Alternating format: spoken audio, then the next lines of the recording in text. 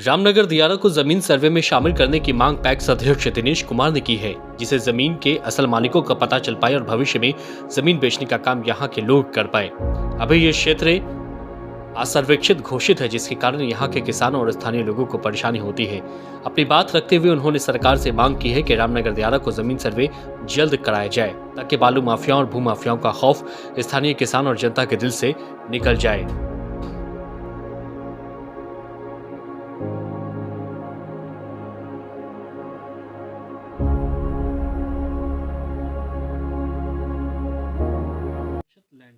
जी, बिल्कुल असर्वेक्षित लैंड है।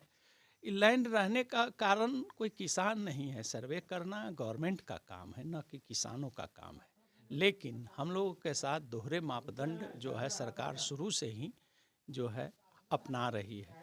हम लोग कई बार माननीय नीतीश कुमार से भी मिले, माननीय यहाँ हमारे सांसद हैं ललन बाबू से भी मिले। इस विषय में बहुत सारे लोग गए, यहाँ के जो भी माननीय प्रतिष्ठित व्यक्ति हैं। हर बार आश्वासन मिला, हर बार कि पेपर दीजिए, हर बार बोला गया कि ठीक है डीएम साहब से जाकर मिल लीजिए, हो जाएगा। डीएम साहब बोले कि कमिश्नर साहब के पास जाइए, कमिश्नर साहब बोले मंत्री जी के पास जाइए, मंत्री जी बोले कि मुख्यमंत्री से होगा। यही हम लोग जो है डोलम डोल में अभी तक लगे हुए हैं। और इस बार जो गवर्नमेंट सर्वे करवा रही है बिहार सरकार, हमारे यहाँ भी सर्वे हो रहा है, मतलब हमारे प्रखंड में, जैसे सबनीमा पंचायत हो गया, जो भी मतलब करारी जिसको बोलते हैं, वहाँ का हो रहा है सर्वे। और हम लोग चुपचाप मुँह दर्शक बने हुए हैं। जो है हम लोग के कोई सूद लेने वाला नहीं है। सर्वे होने से आपको लाभ होगा तो जी, सर्वे होने से ही तो किसान का प्रमाण है, अन्यथा हम लोग तो कहिए था जे लफुआ सुरक्षा। सर्वे का किसान का मूल पहचान क्या चीज़ है? उनका अद्यतन रसीद, और वही हमारे पास नहीं है। आज जो है धान अधिप्राप्ति हो रही है, जिनको मैं रेंट पर दिए हुए हूँ, चंदा के जो है मतलब श्रीमान जी को, वो भी जो है जब अपने यहाँ रजिस्ट्रेशन कहते हैं करने के लिए, तो उसमें मापदंड है सरकार का कि अद्यतन रसीद और एलपीसी मस्ट है। तो हमारे यहाँ अगर अधिप्राप्ति होगी भी तो हम कहाँ से लाएंगे अद्यतन रसीद और कहाँ से लाएंगे एलपीसी, जिससे हम किसानों को लाभ दे सकें या किसान हमसे लाभ ले सके। सर्वे हो जाएगा तो हाँ, सर्वे हो जाएगा तो बहुत सारी सुविधाएं हैं। सबसे पहले सर्वे से क्या चीज़ है कि लोग आज बच्चे को पढ़ा रहे हैं, कोई डॉक्टर बना रहे हैं, कोई इंजीनियर बना रहे हैं, या गंभीर बीमारी है। हमारे पास अगर 50 बीघा ज़मीन है, हम सक्षम नहीं हैं अपने बच्चे को पढ़ाने के लिए, बीमारी को दिखाने के लिए, तो उस स्थिति में लोग जो है अपनी ज़मीन बेचते भी हैं।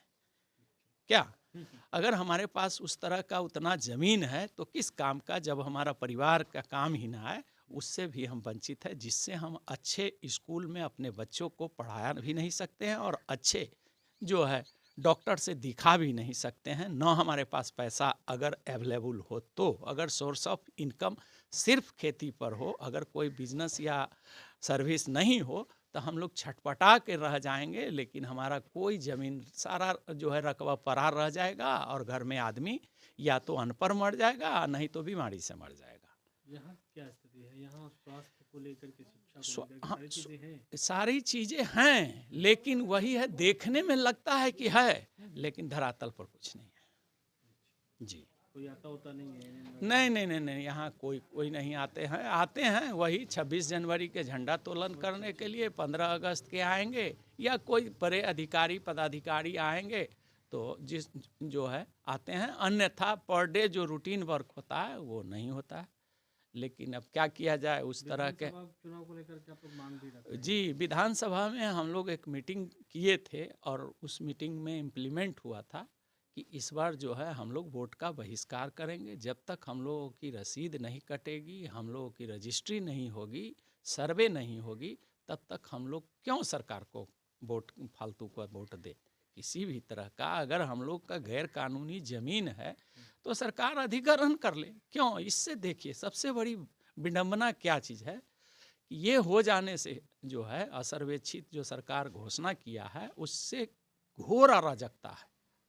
आप बाहर रहते हैं, सपोज दैट पटना में रहते हैं, आपका यहाँ 50 बीघा ज़मीन है, आपका बगल वाला आदमी जो है जान रहा है कि नहीं है, वो जोत लिया, आपको जानकारी हुआ बटीदार के द्वारा या किसी एंड सो ऑन पर्सन के द्वारा, तो आप आए कि भाई मेरा ज़मीन क्यों जोत दिया। ऊपर से वो दबंग है, दबंग ही ये काम करते हैं, और आपको जो है पनिश भी किया। इसका जो है कोपभाजन मैं खुद हुआ हूँ, हमें भी लोग मारा है। गंज पर के लोग ज़मीन गए देखने, पटना से ही आए थे, हमको मारा, बहुत मारा, मार ही दिया था, जिसका FIR भी 2019 में किए थे। तो उससे क्या हो गया कि जिसकी लाठी उसकी भैंस। स्थानीय प्रशासन क्या कहेगा कि भाई देखिए ये असर्वेक्षित ज़मीन है, इसमें हम कुछ नहीं कर सकते हैं। न CO इसमें हाथ डालेंगे, न SDO हाथ डालेंगे, DM साहब का तो कहना ही नहीं है। तब तो ये या तो सरकार खुद ग्रहण कर ले, और नहीं तो इस पर ठोस मापदंड अपनाए, अन्यथा यह महामारी जो है एक दूसरे को धन अरपने का जो है महामारी शुरू होगी, और एक दूसरे लोगों को जान मार दिया जाएगा। ये थोड़ा बहुत बड़ी बात नहीं है, सरकार गंभीरता से नहीं ले रही है, लेकिन ये घोर जो है असमंजस बना हुआ है किसानों के साथ। किसान जो भी हैं वो डर से खेती नहीं करते हैं कि भाई हमको जो है कि कहे कोई मार देगा, कोई पीट देगा, और यहाँ कोई सूद लेने वाला नहीं है। उसका मूल वजह है कि आपका ज़मीन नहीं है। ये असर्वेक्षित होना क्या है कि दिनेश का ज़मीन है, उसके नाम से रजिस्ट्री है, रसीद है पहले का 2014 तक का, तो इसका मतलब वो असर्वेक्षित होने से रमेश का नहीं ना हो जाएगा, या तो सरकार का होगा, नहीं तो दिनेश का होगा जिसके नाम से।